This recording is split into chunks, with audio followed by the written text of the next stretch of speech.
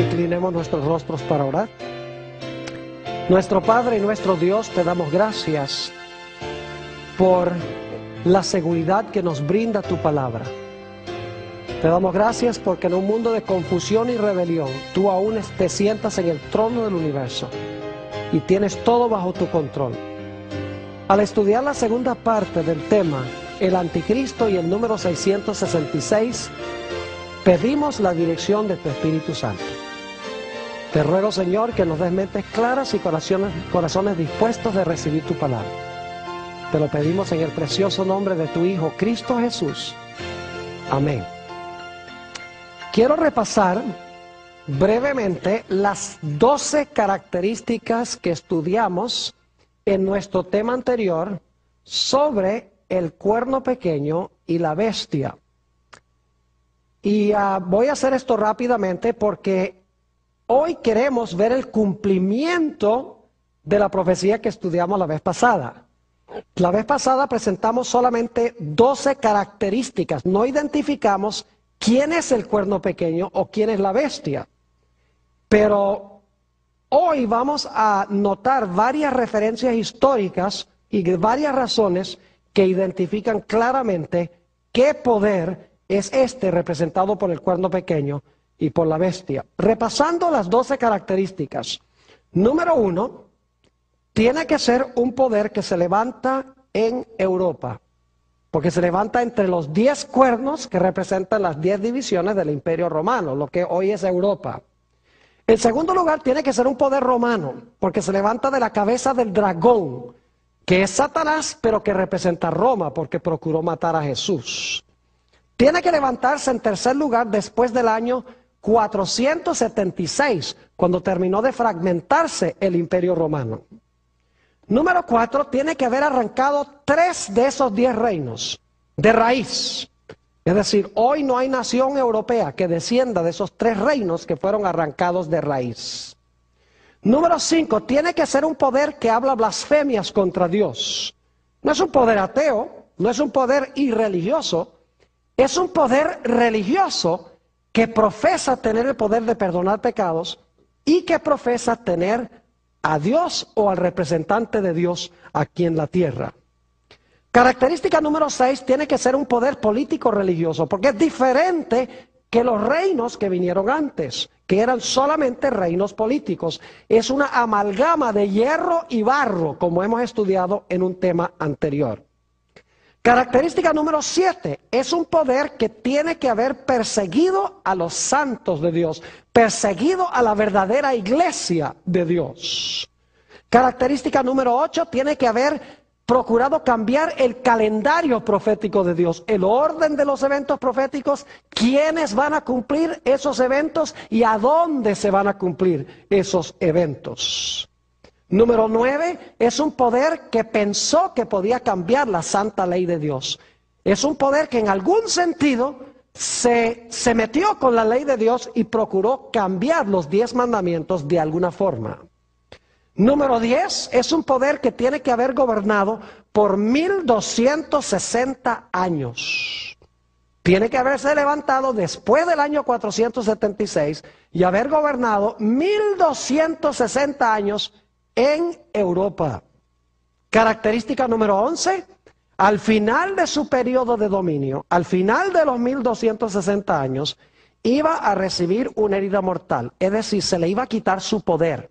Por un tiempo, esta bestia, este cuerno pequeño, iban a estar inactivos, pero después de un periodo de inactividad, la herida se iba a curar. Iba a recuperar su dominio mundial, en otras palabras, y todo el mundo se iba a maravillar en pos de esta bestia en los últimos días. Y finalmente, es un poder que tiene un número misterioso. El número 666 es número de hombre, es número de su nombre, que significa que su nombre, las letras tienen valor numérico y tiene que ser los números romanos porque este es un poder romano. Y tiene que ser un nombre que da 666 en números romanos y tiene que ser un nombre blasfemo, un nombre que indica que Él cree que es Dios en la tierra y cree que tiene poder para perdonar pecados. Ahora, lo que quiero hacer en los próximos minutos es hablar del cumplimiento de esta profecía. De esta profecía del cuerno pequeño y de la bestia. Antes de identificar el poder representado por estos símbolos, necesito hacer una aclaración. Vamos a hablar de un sistema muy bien conocido por todos los que estamos aquí. Y los que están viendo vía satélite en diferentes partes del mundo de habla hispana, yo creo que cuando vieron la primera presentación ya se imaginan cuál es este poder. Quiero decirles que hay muchas personas sinceras que aman a Dios dentro de este sistema. No estamos diciendo que todas las personas que pertenecen a este sistema son apóstatas. Hay muchos que aman a Dios y son verdaderos hijos de Dios. Estamos hablando es del sistema. Estamos hablando de la organización de este sistema. No estamos hablando de todos los individuos que pertenecen al sistema. Porque Dios tiene mucho verdadero pueblo en este sistema. Porque dice en Apocalipsis 18 que Dios llama a su pueblo a salir de Babilonia. Dice, salid de ella, pueblo mío. Es decir, que Dios tiene mucho pueblo en Babilonia. Gente sincera que ama a Dios, que cuando oye estas cosas, dice, yo no sabía esto, yo tengo que salir de este sistema. Así que quiero que quede absolutamente claro que no estoy criticando personas individuales dentro de este sistema. Lo que estamos haciendo es analizando el sistema, la organización a la luz de la Sagrada Escritura. Vamos a mirar las 12 características y cómo se cumplieron en este sistema. Les voy a decir de plano, desde este momento, ¿qué sistema es representado por el cuerno pequeño y la bestia? No cabe duda alguna de que estos poderes o estos símbolos representan a la Iglesia Católica Apostólica Romana. Ojalá yo no tuviera que decir eso, porque yo tengo inclusive amigos que son católicos romanos. Aman a Dios, son sinceros, como les he mencionado, pero las características hablan de por sí mismas. Y cuando yo acepté el llamado para predicar, le prometí a Dios que iba a predicar toda la verdad, aunque se desplomaran los cielos. No porque odio a la gente, sino porque amo a la gente. Y quiero que la gente se salve de los sistemas que están contemplados en las profecías. Primera característica, y aquí tengo unas hojas porque voy a leer varias citas históricas ilustrando cada punto. Se iba a levantar en Europa Occidental.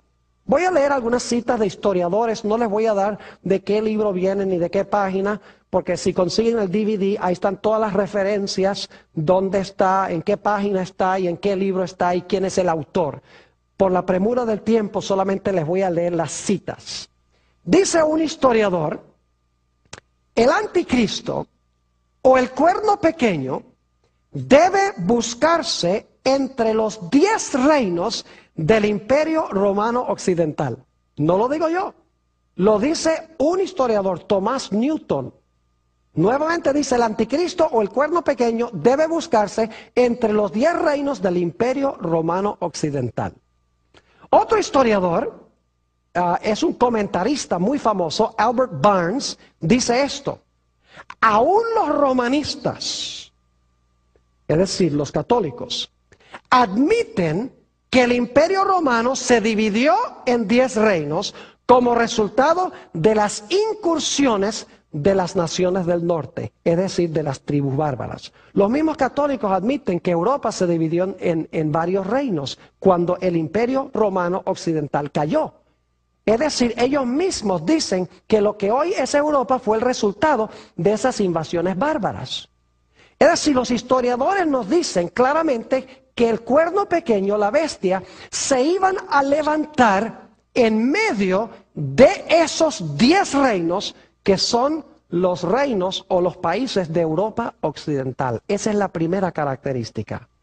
La segunda característica es que iba a ser un poder romano, porque se levanta el cuerno pequeño de la cabeza del dragón que representa Roma, y el dragón le da su poder a la bestia, que es lo mismo que el cuerno pequeño. Ahora fíjense los siguientes datos. Tiene que ser un poder romano. ¿Cómo se llama la Iglesia Católica? Se llama Iglesia Apostólica, Católica Apostólica, ¿qué? Romana. ¿A dónde tiene su sede? En Roma. Si ustedes han ido al Vaticano, verán que la arquitectura es romana. El sistema de numeración que usan es el sistema de los números romanos. Su idioma oficial es latín. Además de eso, se le llama a su líder el sumo pontífice, que es el nombre que se le daba a los emperadores romanos, antes de que se le diera al papa. Además de eso, claramente la religión del papado viene de Roma pagana. Ellos mismos admiten eso. El cardenal Gibbons, por ejemplo, que fue cardenal de Baltimore por mucho tiempo, dijo: nosotros no negamos que muchas de las cosas del Imperio Romano, nosotros las adoptamos y las cristianizamos, las bautizamos y las hicimos cristianas. Además de eso, teólogos católicos como Malaquías Martín, que es un jesuita, dice claramente que la organización de la Iglesia Católica sigue el mismo patrón de la organización política del Imperio Romano. No tenemos tiempo de leer todas las citas, pero yo escribí un documento de 132 páginas con toda la documentación sobre esto que les estoy hablando en estos momentos. Fíjense lo que dicen los historiadores sobre el hecho de que el papado se originó en Roma y es un poder romano. Dice un historiador: la Iglesia Católica no era más que el Imperio Romano bautizado. El oficio del César fue perpetuado en el oficio del Papa. Otro historiador dice esto: la Iglesia Católica solapadamente tomó el lugar del Imperio Romano Mundial y en verdad es su continuación. El imperio no ha perecido, sino que se ha realizado una transformación de Roma pagana a Roma papal.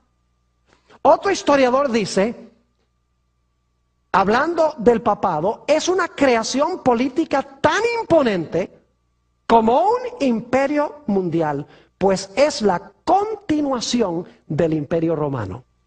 Aún otro historiador dice, la Roma cristiana es la sucesora legítima de la Roma pagana. Cristo triunfó y Roma se alistó para extender su dominio hasta el mismo cielo. Una cita más de otro historiador. Dice, una nueva Roma asciende lentamente sobre el horizonte. Es decir, cuando cae la primera Roma, la Roma pagana. Es la heredera de la religión que ha logrado vencer. Se apropió del esplendor externo que pertenecía a los césares. El emperador ya no es, pero el sumo pontífice vive aún. Ahora, el sumo pontífice es el vicario de Cristo, quien le ofrece a las tribus del norte la antigua civilización. Él los convierte a su credo y ellos le sirven como Padre y Juez Supremo.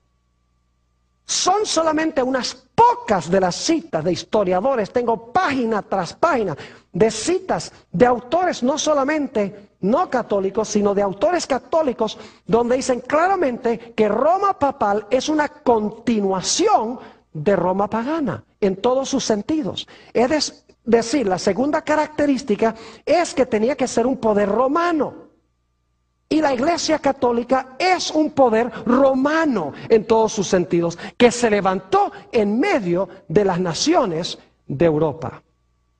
Tercera característica, tenía que levantarse después del año 476. Y la razón es que el Imperio Romano tenía que ser dividido antes que se levantara el cuerno pequeño. Ustedes recuerdan que los 10 cuernos estaban en la cabeza del dragón y tras los 10 sale el pequeño. Y los 10 reinos están completos según los historiadores, en el año 476, cuando fue depuesto el último emperador de Roma Occidental o del Imperio Romano Occidental. Su nombre era Rómulo Augustulo. Después de eso, en el 476, no hubo más emperadores en Roma Occidental. Ahora lo que había eran muchos reinos y pronto tomó el trono sobre estos reinos el obispo de Roma o el papa. Es decir, el papado sí se levantó después del año 476 a su poderío, tal cual lo contempla esta profecía. La cuarta característica, iba a arrancar de raíz a 10 de los reinos, o a 3 de estos 10 reinos, mejor dicho, en que se dividió el Imperio Romano. Históricamente esto se puede comprobar. En realidad, entre los 10 reinos que se establecieron allá en lo que había sido el Imperio Romano, había 3 reinos que eran rebeldes a la autoridad de la Iglesia. Eran tribus arrianas, es decir, eran seguidores de Arrio. Ahora, lo que enseñaba Arrio era que Jesús fue un ser creado, fue la primera criatura de Dios el Padre. Y claro, la iglesia no enseñaba eso. La iglesia enseñaba que Jesús es eterno Dios. Y por lo tanto, estos 3 reinos, los érulos, los vándalos y los ostrogodos, como enseñaban contrario a la iglesia contrató al imperio, al poder político del imperio, para desarraigar a estos 3 reinos. Y es interesante que el primer reino, los érulos, fueron arrancados en el año 493. Y en Europa hoy no hay ningún país que descienda de los érulos. En el año 534 fueron arrancados los vándalos, otra de estas tribus bárbaras que habían venido del norte, se habían posesionado de parte del territorio del Imperio Romano Occidental. Los vándalos fueron desarraigados en el año 534. No hay ninguna nación hoy en Europa que descienda de los vándalos. Finalmente, el último reino en ser arrancado de raíz fue el reino de los ostrogodos, cuando Roma cayó en el año 538. Y los ostrogodos tampoco tienen en Europa ninguna nación que desciende de ellos. Es decir, los érulos, los vándalos y los ostrogodos fueron arrancados de raíz. No hay ninguna nación en Europa hoy que descienda de ellos. Mientras que hay otras naciones que descendieron de tribus bárbaras. Los anglosajones son los ingleses, los francos, los franceses, los alemanes, los lombardos, los italianos. Es decir, de las demás divisiones de los otros 7 reinos, hay naciones en Europa hoy. Pero de estos 3 reinos, no hay ninguna nación que descienda de ellos. Fueron arrancados de raíz, tal cual lo dice la profecía. ¿Qué diríamos de la quinta característica? La quinta característica es que debe ser un poder que profesa ser Dios en la tierra y que pretende tener el poder para perdonar pecados. Yo quiero leerles algunas citas, no solamente de autores protestantes, porque alguno podría decir, bueno, eso es lo que dicen los protestantes. Yo les voy a leer citas de autores católicos ahora, no de autores protestantes, autores católicos mismos. La primera cita que quiero leer viene de la Enciclopedia Católica, tomo 3, la página 139. Escuchen lo que dice la Enciclopedia Católica. Dice: el Papa tiene tan grande dignidad y es ensalzado que no es un simple hombre, sino como si fuese Dios, el vicario del Hijo de Dios. El Papa tiene una dignidad tan sublime y suprema que, hablando con propiedad, no ha sido establecido en algún grado de dignidad, sino más bien ha sido colocado en la misma cúspide de todas las dignidades. El Papa es llamado Santísimo porque únicamente Él es el vicario representante de Cristo, manantial, fuente de plenitud de toda santidad. El Papa es el monarca divino, emperador supremo, Rey de reyes y Señor de señores. De allí que el Papa lleva una corona triple, como Rey del cielo, Rey de la tierra y Rey de las regiones inferiores. Además, esta es una enciclopedia católica, además, la autoridad y el poder del pontífice romano no se refieren solo a las cosas celestiales, a las terrenales y a las que están debajo de la tierra, sino que llegan hasta sobre los ángeles, pues es mayor que ellos. De manera que si se pudiera dar el caso de que los ángeles errasen en la fe, o pensasen en forma contraria a la fe, podrían ser juzgados y excomulgados por el Papa. El Papa tiene tan grande dignidad y poder que forma uno con Cristo el mismo tribunal. La enciclopedia católica. La mayoría de los católicos no conocen esto. De las mismas fuentes católicas. Aquí está otra cita de otra enciclopedia católica que se llama Prompta Biblioteca. Dice esto: el Papa es como si fuese Dios en la tierra, solo soberano de los fieles de Cristo, principal Rey de reyes y Señor de señores, que tiene la plenitud del poder, a quien Dios, el omnipotente, le ha confiado no solo la dirección de lo terreno, sino también el reino celestial. El Papa tiene tan grande autoridad y poder que puede modificar, explicar, abolir, interpretar o cambiar aún las leyes divinas. Las leyes divinas. Fíjense lo que dijo León XIII. El Papa León XIII dijo: nosotros ocupamos sobre la tierra el lugar del Dios omnipotente.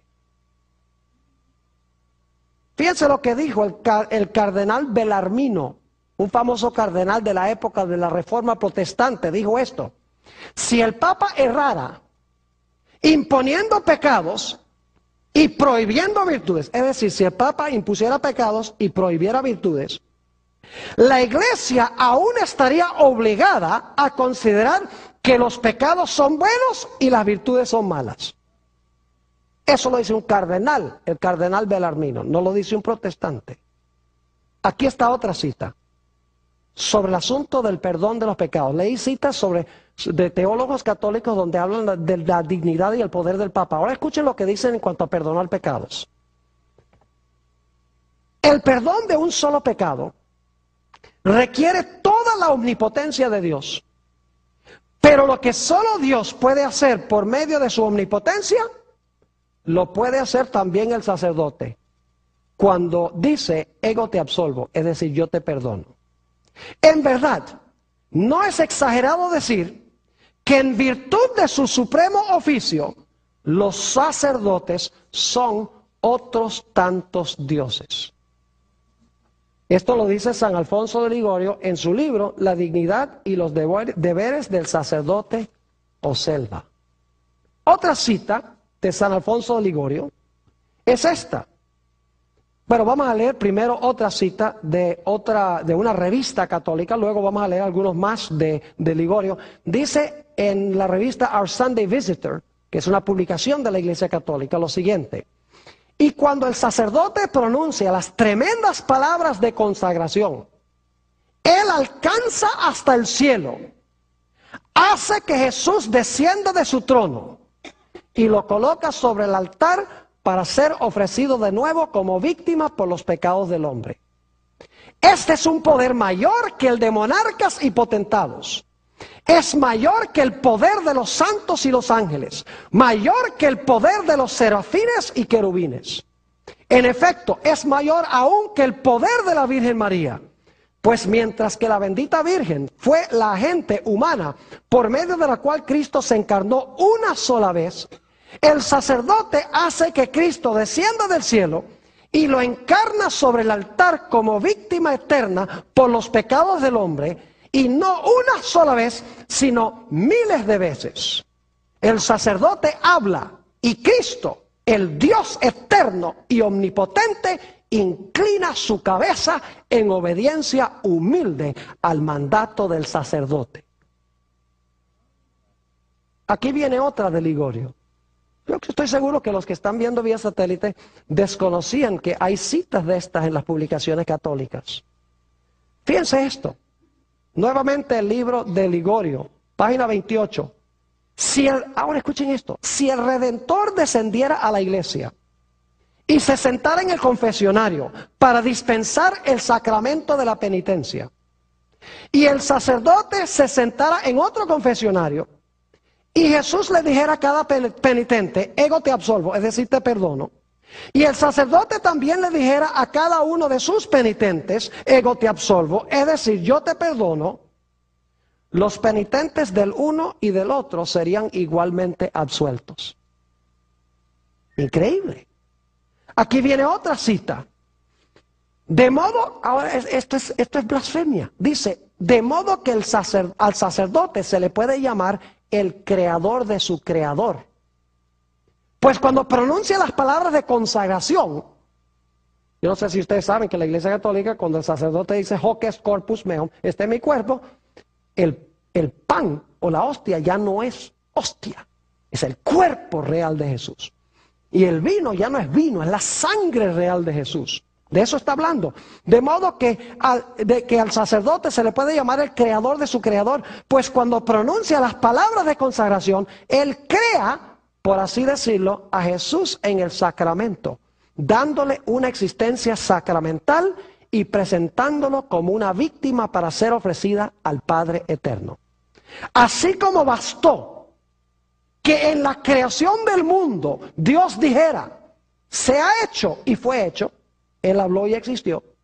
Así también basta que el sacerdote diga, hoc est corpus meum, este es mi cuerpo en latín, y he aquí que el pan ya no es pan, sino el cuerpo de Jesucristo.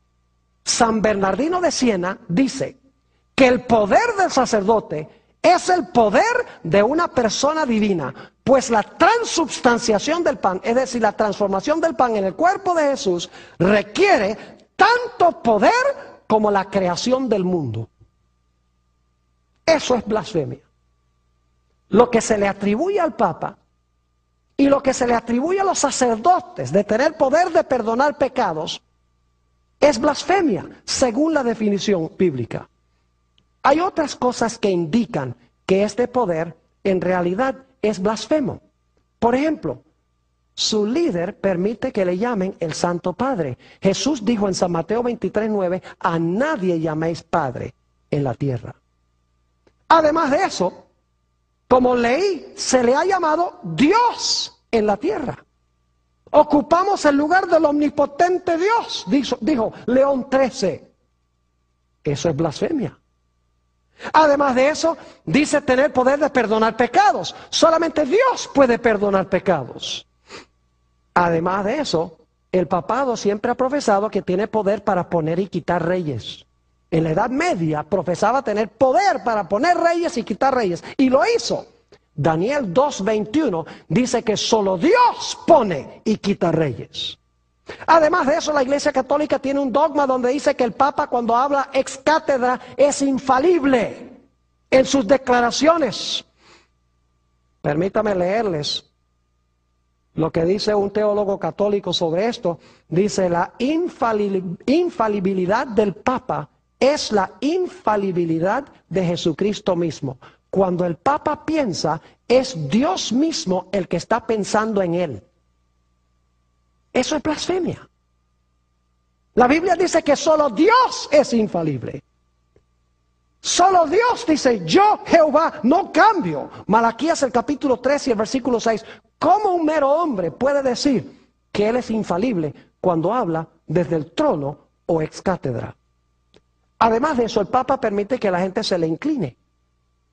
Cuando Cornelio, según Hechos 10, se inclinó ante Pedro, quien supuestamente fue el primer papa, dijo, levántate de ahí, que yo soy hombre como tú. Inclusive los ángeles no permitían que se le inclinara. Juan se les inclinó, según Apocalipsis 19:10, y el ángel dijo, no, no te inclines, que yo soy criatura.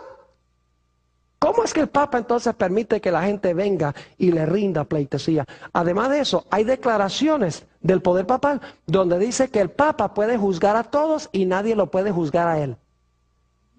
La Biblia dice en San Juan 5, el versículo 22 y 27, que Dios le ha dado a Jesús la facultad de juzgar, por cuanto es el Hijo del Hombre.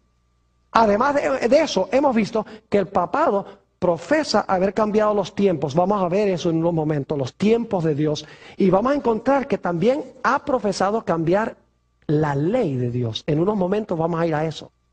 Todas estas características indican de que Roma papal, la Iglesia Católica, Apostólica y Romana, cuadra perfectamente con la característica de que habla blasfemias contra Dios. Vamos a la característica número 6. Iba a ser un poder diferente que los otros reinos. Iba a ser no solamente un reino religioso, sino que iba a ser un reino ¿qué? Político. Es decir, iba a mezclar el hierro de Roma, que es el Estado romano, con el barro que representa la iglesia, según hemos estudiado. Iba a amalgamar, en otras palabras, la iglesia con el Estado. ¿La Iglesia Católica cuadra con esta característica?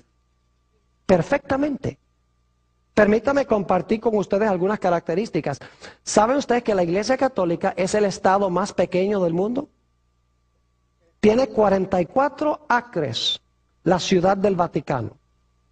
La Ciudad del Vaticano tiene sus propios embajadores, se llaman nuncios a otras naciones. Tiene su propia moneda. Tiene su propio departamento de policía, tiene sus propios bancos, su propio correo, sus propias leyes civiles y su propio idioma. Es decir, es no solamente una iglesia, sino un Estado. Se combina allí la Santa Sede, que es la parte religiosa, y el Estado del Vaticano, que es la parte política. Y el que preside sobre ambos es el Papa. Es decir, Roma papal es un sistema amalgamado, es un Estado y es una iglesia mezclados en uno. Y dicho sea de paso, la Iglesia Católica durante su historia ha profesado tener las dos espadas. En una bula, que es una carta papal llamada Unam Sanctam, que fue enunciada en el año 1302, ahí dice que la Iglesia Católica, nosotros tenemos las dos espadas. La primera espada es la espada de la Iglesia y la segunda espada es la espada del Estado. Y fíjense, como estudiamos en nuestro primer tema de estos dos que estamos estudiando, nos dimos cuenta que este poder usaba la espada. Así que es interesante que diga que nosotros tenemos las dos espadas. La religiosa, no solo la espada del Espíritu, que es la palabra de Dios, sino la espada del poder civil. ¿Está claro? Es decir, la Iglesia Católica es una amalgamación, es un poder diferente que todos los otros reinos que vinieron antes, porque esos eran políticos, mientras que este es un poder político religioso. Fíjense lo que dice un historiador. En la Edad Media, la Iglesia no era un Estado, sino que era el Estado. O mejor dicho, la autoridad civil era el departamento de policía de la iglesia. Qué interesante lo que escribe este historiador, que el Estado sencillamente era el departamento de policía de la iglesia. Como la iglesia hacía cumplir sus dogmas y sus enseñanzas. Característica número 7. Iba a perseguir a los santos de Dios. ¿Han oído ustedes alguna vez hablar sobre el santo oficio de la Inquisición que se estableció en el siglo XIII? ¿Saben que miles, algunos creen que millones de los hijos de Dios fueron muertos, fueron torturados, sus bienes fueron confiscados, fueron encarcelados, porque creían diferente que la iglesia?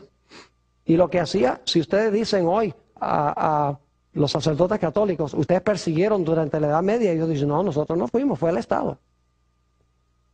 Y técnicamente es cierto, fue el Estado. Pero escuchen bien, fue la iglesia usando la espada del Estado. Y saben que eso es lo mismo que pasó con Jesús. Jesús fue crucificado por una coalición entre iglesia y Estado. Porque los judíos, la iglesia, usaron el poder civil de Roma para crucificar a Jesús. Y eso fue lo mismo que pasó durante la Edad Media. La iglesia empleó el poder del Estado, empleó la espada para matar a millones de los hijos de Dios. Los valdenses, los albigenses, los hugonotes en Francia, la famosa masacre de San Bartolomé. Podría contarles muchas cosas. En el documento que escribí hay 25 páginas nada más sobre esta característica, donde teólogos católicos dicen la Iglesia Católica tiene derecho a perseguir y a matar a los herejes si no están de acuerdo con la Iglesia, usando el poder civil. La característica número 8, que iba a intentar cambiar el calendario profético de Dios, los tiempos de Dios. No tengo tiempo de entrar a todas las dimensiones de esto, pero les voy a dar una corta reseña histórica. Cuando se levantó la Reforma Protestante en el siglo XVI, 1517, cuando Martín Lutero clavó sus 95 tesis en la Catedral de Wittenberg, Martín Lutero, con las profecías que nosotros estamos estudiando, apuntaba el dedo a la Iglesia Católica y decía, la Iglesia Católica es el poder contemplado en las profecías, es el anticristo de la Biblia. La Iglesia Católica empezó a perder, inclusive naciones enteras se volvieron protestantes. Y por lo tanto reunieron el Concilio de Trento, el concilio más largo en la historia de la Iglesia Católica, 1545 a 1563. Y el propósito era buscar la forma de contrarrestar la Reforma Protestante. En el año 1534, un individuo que posiblemente han oído mencionar, San Ignacio de Loyola, estableció la Sociedad de Jesús, es decir, los jesuitas, como se conocen hoy en día. El propósito de los jesuitas era acabar con la Reforma Protestante, quitar el dedo acusador de las profecías de la Iglesia para apuntarlos a otra parte. De entre los jesuitas aparecieron dos teólogos de renombre. Uno se llamaba Luis de Alcázar, y Luis de Alcázar escribió un libro voluminoso, como de unas 900 páginas, a donde él dijo, mire, esa profecía del cuerno pequeño, esa profecía se cumplió 200 o 165 años antes de Cristo con un individuo llamado Antíoco Epífanes. Él fue el cuerno pequeño allá hace tantos años. Y decía, y la bestia de Apocalipsis 13, eso representa a Nerón. Es decir, su nueva interpretación profética era decir que la bestia y el cuerno pequeño se cumplieron en el lejano pasado en otra parte. Se levantó otro teólogo católico con el nombre de Francisco Rivera, jesuita también, y él escribió también un comentario voluminoso donde decía que las profecías del cuerno pequeño y la profecía de la bestia todavía no se había cumplido, que se iba a cumplir al final de la historia allá en Israel, en el Medio Oriente, con los judíos. Y por lo tanto, proyectando las profecías en cuanto al anticristo, al lejano pasado o al futuro, nadie podía ver que estas profecías se estaban cumpliendo con la Iglesia Católica en esa época. Es decir, estos dos teólogos procuraron cambiar el calendario profético de Dios. Y si ustedes van a un comentario católico hoy en día, van a encontrar que todavía los comentarios católicos dicen que el cuerno pequeño fue Antíoco Epífanes, un rey griego, y que la bestia representa a Nerón. Es decir, nada tiene que ver con nosotros, dicen. Y los protestantes han asimilado la idea de que el anticristo se va a levantar en el futuro por allá en Israel. Es decir, la Iglesia Católica desvió los ojos del lugar y con quiénes y cuándo se iban a cumplir las profecías bíblicas. Característica número 9. Este poder iba a intentar cambiar la santa ley de Dios. Y ustedes dicen, bueno, Pastor Bor, la Iglesia Católica no profesa haber cambiado la ley de Dios. ¿Saben lo interesante? Si ustedes van a una librería católica y compran catecismos o miran en los catecismos, van a descubrir algo muy interesante. Yo lo hice una vez en Albuquerque, en Nuevo México. Busqué todos los catecismos que pude conseguir. Y que particularmente quería mirar qué tenían que decir los catecismos en cuanto al segundo mandamiento de la ley de Dios. ¿Y saben lo que descubrí? En los catecismos no aparece el segundo mandamiento. Aunque está en la Biblia católica el segundo mandamiento. No te harás imagen ni ninguna semejanza. No te inclinarás ante imágenes. Dice, en los catecismos ese mandamiento desaparece aunque está en la Biblia católica. Claro, tiene que desaparecer porque la Iglesia Católica está llena de imágenes. Claro, cuando eliminan el segundo mandamiento, quedan con 9 mandamientos. Entonces lo que hacen es partir el 10º mandamiento en 2. No codiciarás los bienes de tu prójimo, no codiciarás la mujer de tu prójimo. Entonces parten el 10º en 2 para terminar con 10. Pero el cambio más terrible que ha hecho la Iglesia Católica en la ley de Dios es que profesa haber cambiado el día de reposo del sábado al domingo.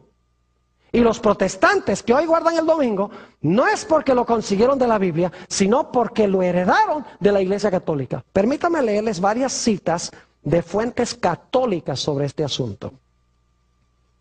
Dice un teólogo católico, fue por la autoridad de Jesucristo que la Iglesia Católica cambió este reposo al domingo. ¿Quién la cambió? La Iglesia Católica cambió, ahí está la palabra, este reposo al domingo en memoria de la resurrección de nuestro Señor. Y así es que al observar el domingo, los protestantes le están rindiendo homenaje, sin querer admitirlo, a la autoridad de la Iglesia Católica. De eso vamos a hablar en nuestro próximo tema. Otro teólogo dice esto: el día de reposo de los judíos era el sábado. Nosotros los cristianos santificamos el domingo. La Iglesia, por el poder que le concedió el Señor, cambió la observancia del sábado al domingo. ¿Quién cambió la observancia? ¿Jesús? No. Dice, la Iglesia lo cambió. Sigue diciendo este teólogo una palabra en cuanto al domingo. Dios dijo, acuérdate de santificar el día sábado. El día de reposo era el sábado, no el domingo. ¿Por qué entonces santificamos el domingo en lugar del sábado? Pregunta este teólogo católico. Dice esto: la Iglesia cambió la observancia del sábado al domingo. Los protestantes, quienes profesan regirse por la Biblia y la Biblia sola, y que afirman no creer nada que no se encuentre en la Biblia, deben estar medio confundidos al observar el domingo, cuando Dios dijo claramente, santificarás el día sábado. La palabra domingo no aparece en ninguna parte de la Biblia y por lo tanto los protestantes están obedeciendo la autoridad de la Iglesia Católica. Una última cita, esta es del cardenal Gibbons.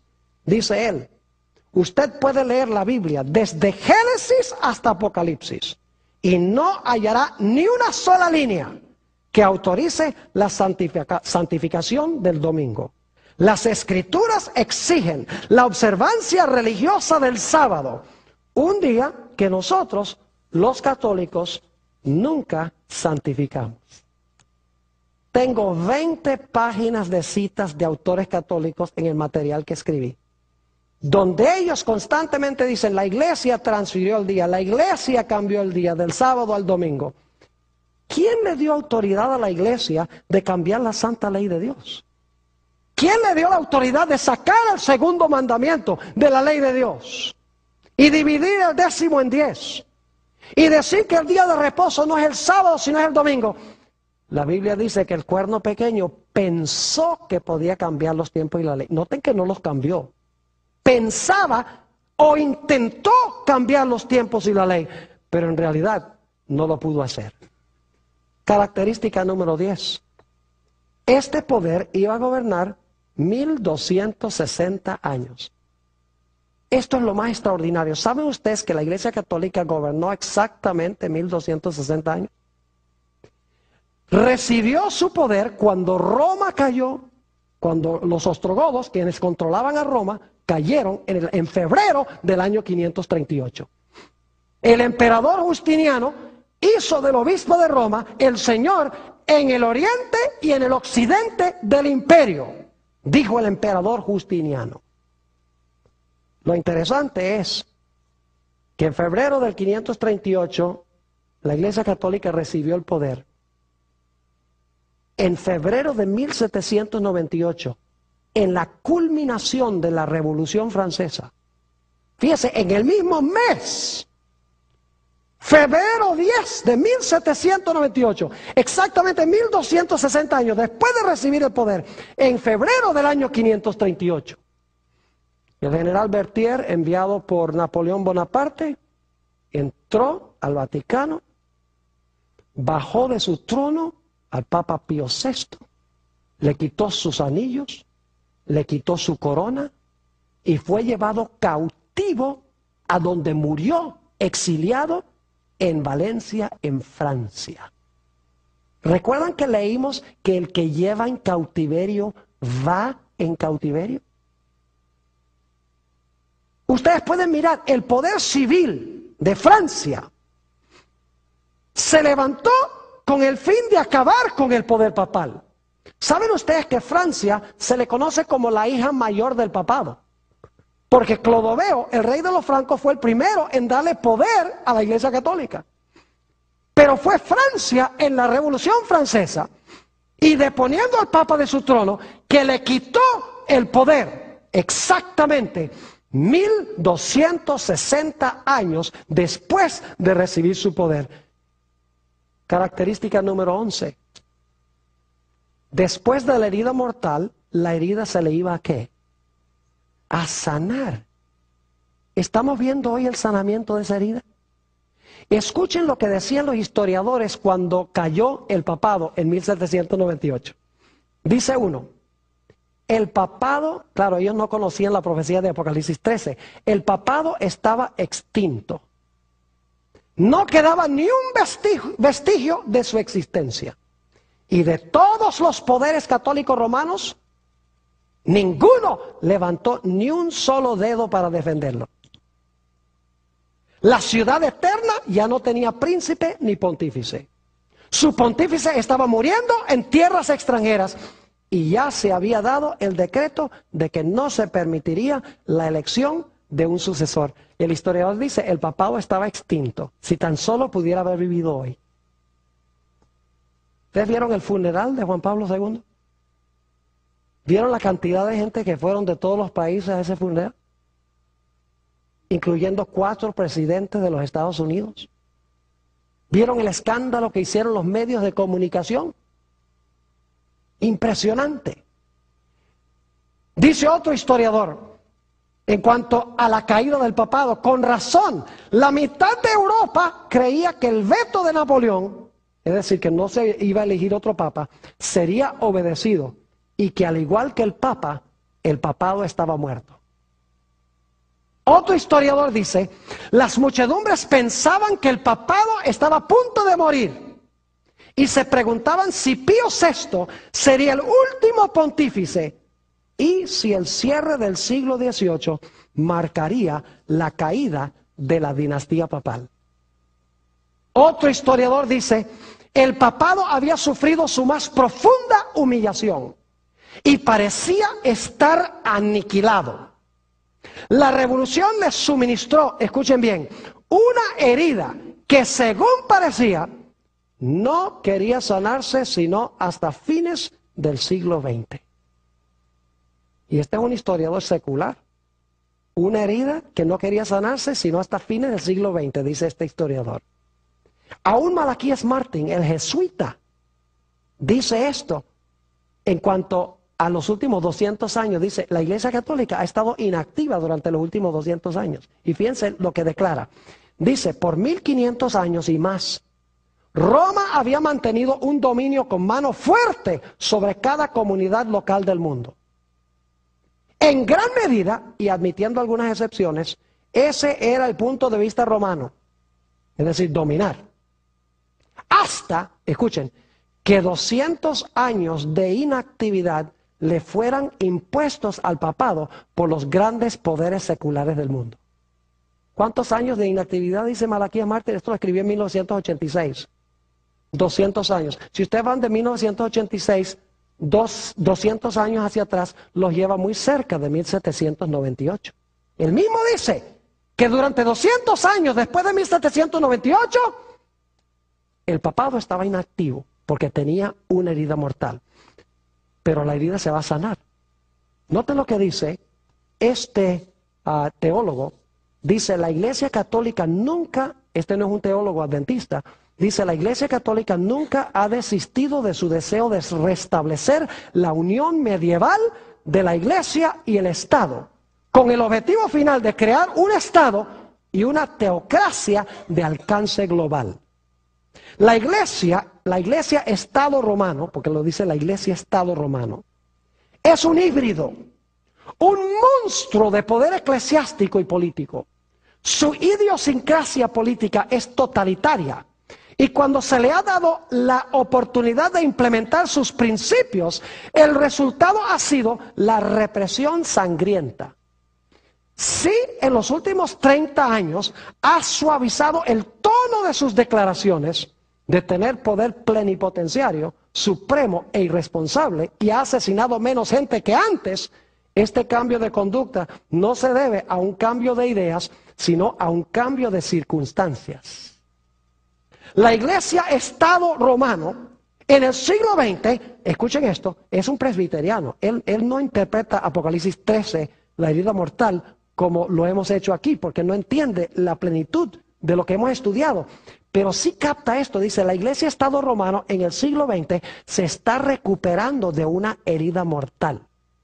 Si o cuando recupere la plenitud de su poder y autoridad, impondrá un régimen más siniestro que cualquiera que el planeta jamás haya visto. Es de la Iglesia Reformada. Sabe más de lo que él, o sea, expresa más de lo que él entiende en su mente. Ahora, la última característica, el número 666.